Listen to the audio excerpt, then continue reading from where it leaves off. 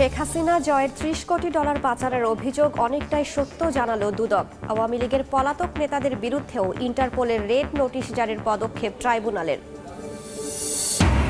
পতিত স্বৈরাচারী ষড়যন্ত্র সম্প্রীতি বিনষ্টের চেষ্টা প্রতিহতের ঘোষণা মির্জা ফখরুলের। পঞ্চগড়ে বিএনপি সমাবেশ। ভোটাধিকার ফিরিয়ে দিতে গ্রহণযোগ্য নির্বাচন দাবি। পাকিস্তানের করাচি থেকে চট্টগ্রাম বন্দরে এলো জাহাজ এমভি ইওয়ান জিয়াং ফাঝং। ৮০০-র বেশি কন্টেইনারে রয়েছে চিনি, আলু, আখের গুড়, গার্মেন্টস পণ্য ও শিল্পের কাঁচামাল। এবং জেকে বসেছে শীত, কয়েক জেলায় বইছে শৈত্যপ্রবাহ। কনকনে ঠান্ডায় বিপর্যস্ত জনজীবন। হাসপাতালে বাড়ছে রোগী, হিমশিম চিকিৎসক, নার্সরা।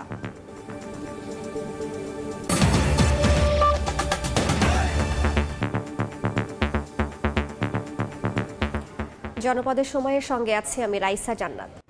শেখ হাসিনা ও তার ছেলে সজীব ওয়াজেদ জয়ের বিরুদ্ধে যুক্তরাষ্ট্রে $৩০০ মিলিয়ন পাচার এবং শেখ রেহানা ও তার মেয়ে টিউলিপ সিদ্দিকের বিরুদ্ধে ৮০,০০০ কোটি টাকা পাচারের অভিযোগ অনেকটাই সত্য। দুপুরে সেগুনবাগিচায় কমিশনের প্রধান কার্যালয়ে মতবিনিময়ে একথা জানান দুর্নীতি দমন কমিশনের চেয়ারম্যান ডক্টর মোহাম্মদ আব্দুল মোমেন। বলেন, শেখ হাসিনা সহ তার পরিবারের ৪ সদস্যের বিরুদ্ধে তদন্ত করে ব্যবস্থা নেওয়া হবে। ক্ষমতাচ্যুত প্রধানমন্ত্রী শেখ হাসিনা ও তার ছেলে সজীব ওয়াজেদ জয়ের বিরুদ্ধে যুক্তরাষ্ট্রে $৩০০ পাচারের অভিযোগ আমলে নিয়ে অনুসন্ধান শুরু করেছে দুর্নীতি দমন কমিশন। শেখ রেহানা ও তার মেয়ে টিউলিপ সিদ্দিকির বিরুদ্ধেও রয়েছে দুর্নীতির অভিযোগ। ৯টি প্রকল্প থেকে ৮০,০০০ কোটি টাকা পাচার নিয়ে শুরু হয়েছে অনুসন্ধান। দুদক চেয়ারম্যান জানান, শেখ হাসিনা সহ তার পরিবারের ৪ জনের বিরুদ্ধে অর্থ পাচারের অভিযোগের সত্যতা পাওয়া গেছে। সাবেক প্রধানমন্ত্রীর $৩০০ মিলিয়ন পাচার নিয়ে অনেক ঘটনাই সত্য। আমরা সুনির্দিষ্টভাবে আমাদের হাতে আরো তথ্য উপাত্ত আসলে পরে আমরা সামনে সরাসরি কথা বলবো। এ সময় দুদক কমিশনাররা বলেন, কারো ভয়ে প্রভাবিত হবে না তদন্ত। দুর্নীতি যাতে সংশ্লিষ্ট যে কেউই হোক, দুর্নীতি টানলে সেও আসবে। কারণ আমাদের ভয়ভীতি শুধু মহান সৃষ্টিকর্তা প্রভু ভগবান বা গডকে নিয়ে। পৃথিবীর কোন মানুষের দাসত্ব এই কমিশন করবে ইনশাআল্লাহ। কারোর ভয় বা ভীতিতে, অনুরাগ বা বিরাগের বশবর্তী হয়ে আমরা এই কাজটি করব না। আমরা যেটা করব তা আমাদের উপর অর্পিত দায়িত্ব সঠিকভাবে পালন করব।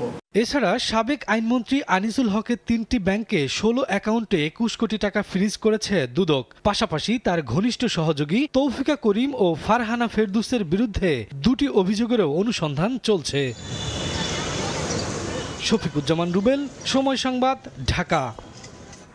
শেখ হাসিনার পর এবার আওয়ামী লীগের পলাতক নেতাদের বিরুদ্ধেও ইন্টারপোলের রেড নোটিশ জারির পদক্ষেপ নিচ্ছে ট্রাইব্যুনাল। শেখ হাসিনার বিরুদ্ধে ইন্টারপোলের রেড নোটিশ জারির তথ্য দিলেও পরে তা সংশোধন করে চিফ প্রসিকিউটর জানান, এ বিষয়ে তথ্য জানাবে পুলিশের এনসিবি শাখা। শেখ হাসিনার বিরুদ্ধে গ্রেফতারি পরোয়ানা জারি করেন আন্তর্জাতিক অপরাধ ট্রাইব্যুনাল।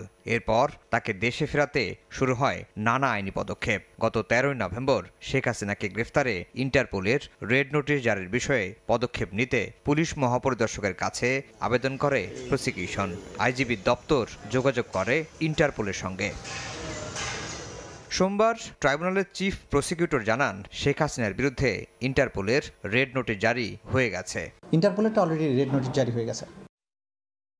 এটা যখন আমরা আবেদন করেছি আমাদের তার পরপরই ইমিডিয়েটলি জারি হয়ে আছে। এটা তো আসলে বাইরে বলা হয় না। রেড নোটিশ সরাসরি যখন আমরা রিকোয়েস্টটা পাঠাই আমাদের ফর্মাল ইয়ার মাধ্যমে, সেটা তখনই জারি হয়ে যায়। পরে আনুষ্ঠানিক ব্রিফিংয়ে চিফ প্রসিকিউটর বলেন, রেড নোটিশ জারি হয়েছে কিনা সেটি জানাবে পুলিশের এনসিবি শাখা। এই ইন্টারপোলের রেড নোটিশটা ইন্টারপোল কর্তৃক জারি হয়েছে কিনা সেই বিষয়টা বলার দায়িত্ব হচ্ছে আমাদের এনসিবির এবং আমাদের বাস্তবিক অর্থে ইন্সপেক্টর জেনারেল অফ পুলিশের অফিসার। শেখ হাসিনাকে বন্দি প্রত্যর্পণ চুক্তির মাধ্যমে ভারত থেকে দেশে ফেরাতে স্বরাষ্ট্র মন্ত্রণালয়ে আবেদন করে রেখেছে চিফ প্রসিকিউটর। সে বিষয়ে সরকারের তরফ থেকে অগ্রগতি জানানো হয়নি। ভারতের সাথে বহিঃসমর্পণ চুক্তি যেটা আছে, অপরাধীর বহিঃসমর্পণ চুক্তি, সেই চুক্তির আলোকে ব্যবস্থা গ্রহণের সিদ্ধান্তটা সরকারকে নিতে হয়। সুতরাং সরকারের কাছে আমরা তথ্যাদি প্রেরণ করেছি। সরকার আনুষ্ঠানিকভাবে ভারতের কাছে কখন কিভাবে চাইবেন বা ইতিমধ্যে চেয়েছেন কিনা সেটা সরকার বলতে পারবেন। শুধু শেখ হাসিনাই নয়, দেশের বাইরে পালিয়ে থাকা আওয়ামী লীগ নেতা আসাদুজ্জামান খান কামাল, হাসান মাহমুদ সহ বেশ কয়েকজনের বিরুদ্ধে ইন্টারপোলের রেড নোটিশ জারির পদক্ষেপ নিতে যাচ্ছে প্রসিকিউশন। আফজাল হোসেন, সময় সংবাদ, ঢাকা। পতিত স্বৈরাচার দেশের বিরুদ্ধে ষড়যন্ত্র করছে, সবাইকে ঐক্যবদ্ধ থাকার আহ্বান জানালেন মির্জা ফখরুল। পঞ্চগড়ে বিএনপির সমাবেশে তিনি বলেন, সম্প্রীতি বিনষ্টের চেষ্টা করলে সম্মিলিতভাবে প্রতিহত করা হবে। ভোটের অধিকার ফিরিয়ে দিতে গ্রহণযোগ্য নির্বাচনের দাবিও জানান তিনি। এই এক আরেক বাংলাদেশ, সব শ্রেণী পেশার মানুষ এক হয়েছেন সম্প্রীতির বন্ধনে। মানবিক দেশ বিনির্মাণের প্রতিশ্রুতি সবার স্লোগানে। মানবিক বাংলাদেশ গড়ে তুলব। তিল ধারণের ঠাঁই নেই পঞ্চগড়ের সাকুয়া উচ্চ বিদ্যালয় কলেজ মাঠে। ছোট বড় মিছিল নিয়ে সভাস্থলে ছুটে আসেন বিএনপি ও অঙ্গ সহযোগী সংগঠনের নেতাকর্মীরা। যোগ দেন হিন্দু, বৌদ্ধ, খ্রিস্টান সম্প্রদায়ের প্রতিনিধিরাও। সাম্য, সম্প্রীতি ও মানবিক বাংলাদেশ বিনির্মাণের লক্ষ্যে পঞ্চগড়ে এই সমাবেশের আয়োজন করে বোদা উপজেলা বিএনপি। বিএনপির সকল শক্তিশালী নেতাকর্মী এবং যত সদস্য রয়েছেন সবাই ঐক্যবদ্ধ হলে বিএনপির উপরে কিছুই নাই। আগামী দিনে শুধু বোদা দেবীগঞ্জ নয়, পঞ্চগড় নয়, সারা বাংলাদেশে যেখান থেকে ষড়যন্ত্র না কেন প্রত্যেকটি ষড়যন্ত্র আমরা ঐক্যবদ্ধভাবে নস্যাৎ করে দেবো ইনশাআল্লাহ। জনসভায় যোগ দিতেই বরণ করা হয় অনুষ্ঠানের মধ্যমণি বিএনপি মহাসচিব মির্জা ফখরুল ইসলাম আলমগীরকে। মঞ্চে উঠে সাধারণ মানুষের অভিবাদন গ্রহণ করেন তিনি। প্রধান অতিথির বক্তব্যে আগামীর বাংলাদেশ বিনির্মাণের দিক নির্দেশনা দিয়ে নেতাকর্মীদের সতর্ক করেন বিএনপি মহাসচিব। শেখ হাসিনা ও আওয়ামী লীগ এখনো সক্রিয় দাবি করে তিনি সবাইকে ঐক্যবদ্ধভাবে ষড়যন্ত্র মোকাবেলার আহ্বান জানান। আমরা একটা সুযোগ পেয়েছি, এই সুযোগটাকে আমরা কাজে লাগাই। আবার আমরা বাংলাদেশকে সমস্ত বিভেদ বলে ঐক্যবদ্ধ হয়ে গড়ে তুলি। আমাদের মাথায় যেন কেউ কাঁঠাল ভাঙতে না পারে, তার জন্য আমরা সদা সতর্ক থাকি। ভোটের অধিকার ফিরিয়ে আনতে গ্রহণযোগ্য নির্বাচন দেওয়ার দাবি জানান বিএনপি মহাসচিব। আমার ভোট আমি দেবো, যাকে খুশি তাকে দেবো, তাই না? এটা বললে আবার কিছু কিছু লোকজন অসন্তুষ্ট হচ্ছে যে খালি ভোটে চাচ্ছেন। হ্যাঁ, মানে ভোট চাচ্ছি এই জন্য যে আমরা ভোটটা দিতে পারলে আমরা আমাদের সঠিক লোক নির্বাচন করতে পারবো। সাধারণ মানুষ সংস্কার অত বুঝে না, তাই কি বুঝে? মূল কথা আমি যেন ভোটটা দিতে পারি, আমার দেশে যেন শান্তি থাকে, আমার জিনিসপত্রের দাম যেন কম হয়, মারামারি যেন না হয়। দেশকে বিভক্তির হাত থেকে রক্ষা করতে সবাইকে ঐক্যবদ্ধ হওয়ার আহ্বান জানান মির্জা ফখরুল ইসলাম আলমগীর। সাম্য, সম্প্রীতি ও মানবিক বাংলাদেশ বিনির্মাণের জন্য আজকের এই জনসভা, যেখান থেকে বিএনপি নেতাকর্মীরা বলছেন যে কোনো ধরনের সাম্প্রদায়িক উস্কানি কিংবা ষড়যন্ত্র মোকাবেলায় সবাইকে ঐক্যবদ্ধভাবে লড়াই করতে হবে। আর এজন্য প্রয়োজন একটি জনপ্রতিনিধিত্ব, একটি সরকার। আর যে কারণে এই অন্তর্বর্তী সরকারের কাছে আবারও বিএনপি নেতারা দাবি করছেন সুস্পষ্টভাবে একটি নির্বাচনের রোডম্যাপ দেবেন তারা। পঞ্চগড় থেকে আহমেদ সালেহীন, সময় সংবাদ। 7 দিনের মধ্যে আওয়ামী লীগের নিবন্ধন বাতিল না হলে আগামী 29 ডিসেম্বর সচিবালয় ঘেরাও ও অবস্থান কর্মসূচি করবে ইনকিলাব মঞ্চ। 3 দফা দাবিতে প্রধান বিচারপতির বাসভবনের সামনে সড়ক অবরোধ করে অবস্থান নিয়েছে ইনকিলাব মঞ্চের নেতারা। এর আগে দুপুর 12টায় শাহবাগে জড়ো হন সবাই। সেখানে সংক্ষিপ্ত সমাবেশ শেষে অন্তর্বর্তীকালীন সরকারের প্রধান উপদেষ্টা ডক্টর মোহাম্মদ ইউনূসের বাসভবন যমুনার উদ্দেশ্যে যাত্রা শুরু করেন সংগঠনটির নেতাকর্মীরা। মিছিলটি প্রধান বিচারপতির বাসভবনের সামনে গেলে সেখানে তাদের বাধা দেয় পুলিশ। পরে সেখানেই জমায়েত হন সবাই। দাবি আদায় না হওয়া পর্যন্ত রাজপথ ছাড়বেন না বলেও জানান ইনকিলাব মঞ্চের নেতারা।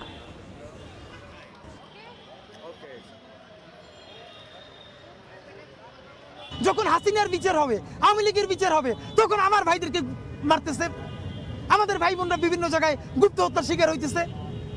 তাহলে আপনারা ভিআইপি প্রোটোকল ছেড়ে দেন, আপনারাও মারকেন, আমরাও মারকে। আর আপনারা যদি সিকিউর থাকেন তাহলে আমাদেরকে সিকিউর করেন। আমরা রাজপথের যোদ্ধা, আমরা উই আর অলরেডি শহীদ, আমরা শহীদ হওয়ার জন্য প্রস্তুত আছি।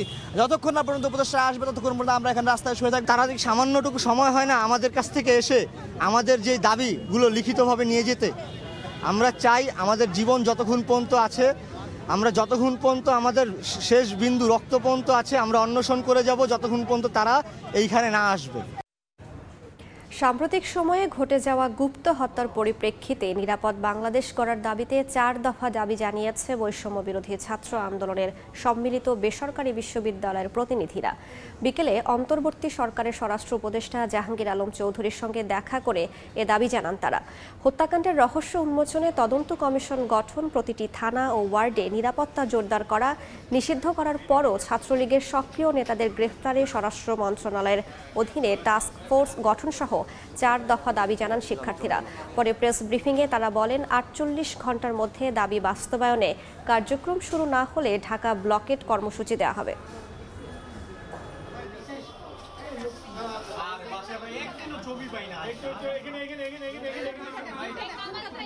টার্গেটেড কিলিংগুলো হচ্ছে আমাদের বেসরকারি বিশ্ববিদ্যালয়ের স্টুডেন্টদের উপরে।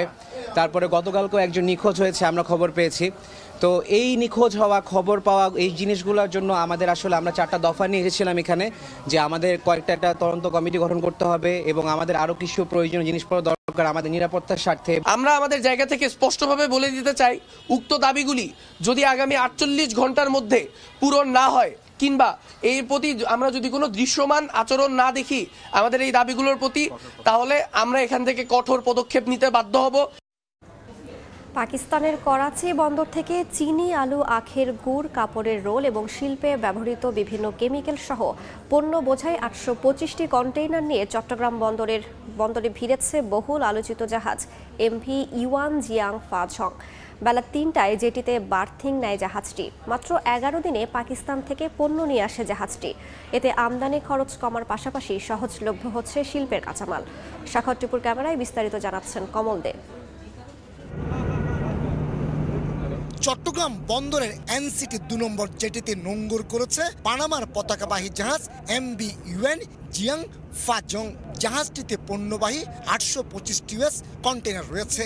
এর মধ্যে পাকিস্তানের করাচি বন্দর থেকে 678টি কন্টেনার এলো, বাকিগুলো লোড হয়েছিল আরব আমিরাতের জাবল আলী বন্দর থেকে। পাকিস্তান থেকে আসা কন্টেনারগুলোর মধ্যে 285 কন্টেনার 7,500 মেট্রিক টন চিনি রয়েছে। আমিরাত থেকে এসেছে খেজুর, লুভ অয়েল ও খাদ্যপণ্য।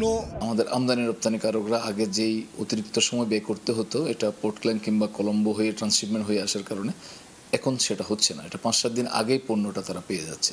আগে পাকিস্তান থেকে যেসব পণ্য বাংলাদেশে আমদানি করা হতো সেগুলো মূলত সিঙ্গাপুর কিংবা মালয়েশিয়ার তানজুম পালাপাস বন্দরকে ট্রান্সশিপমেন্ট বন্দর হিসেবে ব্যবহার করে চট্টগ্রাম বন্দরে আনা হতো।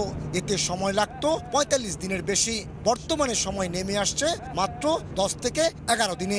সরাসরি করাচি থেকে যখন আসছে তাহলে এটাতে 10 থেকে 12 দিনের মধ্যে তার সে চলে আসতে পারতেছে। এর দ্বারা আমরা স্বাভাবিকভাবে সময় যেমন বাঁচতেছে, প্রোডাক্টটা আমরা আর্লি পাচ্ছি এবং কষ্ট সেখানে অনেক মিনিমাইজ হচ্ছে। বাংলাদেশ থেকে পণ্য নিয়ে 24 ডিসেম্বর চট্টগ্রাম বন্দর ছেড়ে যাবে জাহাজটি। শিল্পের কাঁচামাল কিংবা ভোগ্যপণ্য আমদানির ক্ষেত্রে ভারতের মতো একক কোনো দেশের উপর নির্ভরশীল হয়ে থাকতে চায় না বাংলাদেশ।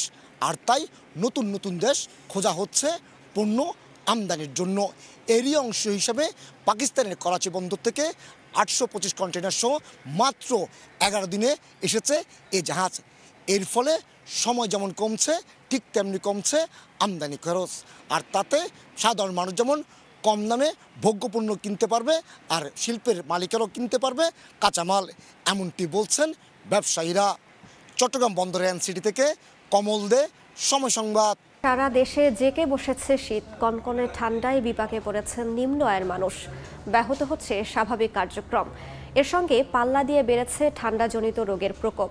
শয্যার তুলনায় অতিরিক্ত রোগী ভর্তি থাকায় সেবা দিতে হিমশিম খাচ্ছেন চিকিৎসক ও নার্সরা। ঘন কুয়াশায় আচ্ছন্ন চারপাশ, এমনকি দৃষ্টিসীমার কয়েক হাত দূরেই অস্পষ্ট সবকিছু। জৌলুসীন সূর্যে অনুভূত হচ্ছে প্রচণ্ড ঠান্ডা। শীতে কাঁপছে ঝিনাইদহ, শেরপুর, চুয়াডাঙ্গা, কুড়িগ্রাম সহ সারা দেশ। দিনের বেলাতেও হেডলাইট জ্বালিয়ে চলাচল করছে যানবাহন। সবচেয়ে বেশি বিপাকে ছিন্নমূল মানুষেরা। রাস্তার পাশেই খড়কুটো জ্বালিয়ে শীত নিবারণের চেষ্টা তাদের। গরম কাপড় পরেও খুব একটা স্বস্তি মিলছে না বলেও জানাচ্ছেন জীবিকার তাগিদে বাইরে বের হওয়া নিম্ন আয়ের শ্রমজীবীরা। অনেক কুয়াশা, গাড়ি দেখা যাচ্ছিল না, শীতে হাত পা শুকায় যাচ্ছে, কাজই করছে না। অন্যদিকে রাতভর ঝরতে থাকা কুয়াশা বিপদ ডেকে এনেছে কৃষকের। বোরো ধানের বীজতলা, আলু ও সরিষার চারা ক্ষতিগ্রস্ত হওয়ায় মাথায় হাত তাদের। এছাড়া হাড় কাঁপানো শীতে প্রকোপ বেড়েছে ডায়রিয়া, নিউমোনিয়া ও শ্বাসকষ্টজনিত নানা রোগ। আক্রান্তদের মধ্যে বেশি শিশুই। অভিভাবকদের সচেতন থাকার তাগিদ চিকিৎসকের। গত 2 দিন যাবৎ প্রচুর পরিমাণ ঠান্ডা পড়তেছে, আর বাচ্চা খুব বেশি একটা পাতলা পায়খানা করতেছে। অতিরিক্ত ঠান্ডার কারণে 3 দিন ধরে হসপিটাল বাচ্চা নিয়ে ভর্তি। আমরা এই 2 ধরনের রোগীদেরকে প্রাথমিক চিকিৎসা এখানে যা দরকার সেগুলো দিয়ে আমরা ভর্তি রাখছি, আর কিছুকে ওষুধ দিয়ে বাসায় দিয়ে দিচ্ছি। বর্তমানে হবিগঞ্জ সদর হাসপাতালে চিকিৎসাধীন 60 জন ডায়রিয়া রোগী, আর নিউমোনিয়া ও শীতজনিত অন্যান্য রোগে ভর্তি আছেন 2 শতাধিক।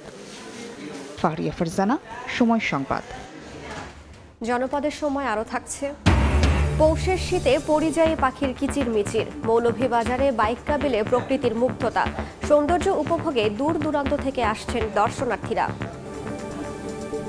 খুলনায় West zone power distribution company ওজো পাডিকোর প্রধান কার্যালয়ে অভিযান চালিয়েছে দুদক। সেখান থেকে 4টি প্রকল্পের নথি সংগ্রহ করেন কর্মকর্তারা। দুপুরে নগরীর বয়রা এলাকায় দেশের দক্ষিণাঞ্চলের 21 জেলায় বিদ্যুৎ সরবরাহের দায়িত্বে নিয়োজিত ওজো পাডিকোর প্রধান কার্যালয়ে অভিযান চালায় দুর্নীতি দমন কমিশন। 4টি প্রকল্পের নথি সংগ্রহ সহ আরও কিছু নথি সরবরাহের নির্দেশনাও দেওয়া হয়। সংগ্রহ করা নথি পর্যালোচনা করে সব প্রকল্পে কোনো অনিয়ম দুর্নীতি হয়েছে কিনা তা খতিয়ে দেখে কমিশনে প্রতিবেদন দেওয়া হবে। পত্রিকার রিপোর্টে আরেকটা বিষয় ছিল, সেটা হলো মনপুরা দ্বীপের তাদের হচ্ছে যে বিদ্যুৎ বিতরণ এবং সম্প্রসারণ, এই বিষয়ে একটা প্রজেক্ট চলমান আছে 130 কোটি টাকার। ওয়েস্টার্ন রিনিউয়েবল এনার্জি নামক একটা প্রতিষ্ঠান থেকে ইউনিট প্রতি বিদ্যুৎটা কিনবেন, সেটা হচ্ছে প্রায় 21 টাকা 25 পয়সা করে। সুতরাং আমরা দেখছি পার ইউনিট 13 টাকা প্লাস লস করছে। কেন সাবমেরিন কেবল বা পাওয়ার গ্রিডের মাধ্যমে, যেটা কনভেনশনাল সরকার থেকে 60 টাকা দিয়ে যেটা নেয় বা 4 টাকা নিয়ে যেটা নেয়, সেটা কেন নিচ্ছেন না? তো তারা যেটা বলেছেন সেটা হলো এটা মন্ত্রণালয়ের ডিসিশন ছিল। শীত মৌসুম শুরু হওয়ায় মৌলভীবাজারের বাইক কাবিলে আসতে শুরু করেছে পরিযায়ী পাখি। কিচিরমিচির শব্দ আর পাখির কলকাকুলিতে মুখর হয়ে উঠেছে পুরো এলাকা। নানা প্রজাতির পাখি দেখতে দূর দূরান্ত থেকে ছুটে আসছেন দর্শনার্থীরা।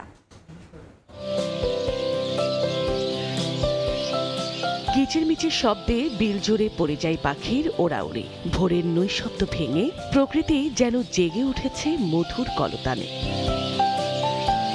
প্রতি বছরের মতো এবছরও মৌলভীবাজারের হাইল হাওরের বাইক কাবিলে আশ্রয় নিয়েছে বেগুনি কালিম, কালকৈট, পানকৌড়ি, জলমোরগ সহ অসংখ্য দেশি বিদেশি পাখি। পাখি গুনে আমি শেষ করতে পারবো না, এত পাখি এখানে। শাপলা আসিল, শেওলা আসিল, সিংড়া আসিল, এটা কিন্তু সব ধ্বংস হয়ে গেছে। আমরা আশা করছি যে আমরা বাইক কাবিলকে আরো আকর্ষণীয় করে ভবিষ্যতে মানুষের কাছে উপস্থাপন করতে পারব। 2003 সালে বিলুপ্ত প্রজাতি মাছের বংশ রক্ষার্থে হাইল হাওরের 3টি বিলের 170 হেক্টর জলাভূমিকে স্থায়ী অভয়াশ্রম হিসেবে ঘোষণা করে। সময় সংবাদ, মৌলভীবাজার। জনপদের সময়ের শীর্ষ সংবাদগুলো জানিয়ে দিচ্ছি আরেকবার। শেখ হাসিনা জয়ের 30 কোটি ডলার পাচারের অভিযোগ অনেকটাই সত্য জানালো দুদক। আওয়ামী লীগের পলাতক নেতাদের বিরুদ্ধেও ইন্টারপোলের রেড নোটিশ জারির পদক্ষেপ ট্রাইব্যুনালের। পতিত স্বৈরাচারীর ষড়যন্ত্র ও সম্প্রীতি বিনষ্টের চেষ্টা প্রতিহতের ঘোষণা মির্জা ফখরুলের। পঞ্চগড়ে বিএনপির সমাবেশ। ভোটাধিকার ফিরিয়ে দিতে গ্রহণযোগ্য নির্বাচন দাবি। এবং পাকিস্তানের করাচি থেকে চট্টগ্রাম বন্দরে এলো জাহাজ MV ইউয়ান জিয়াং ফা ঝং। 800-র বেশি কন্টেইনারে রয়েছে চিনি, আলু, আখের গুড়, গার্মেন্টস পণ্য, শিল্পের কাঁচামাল।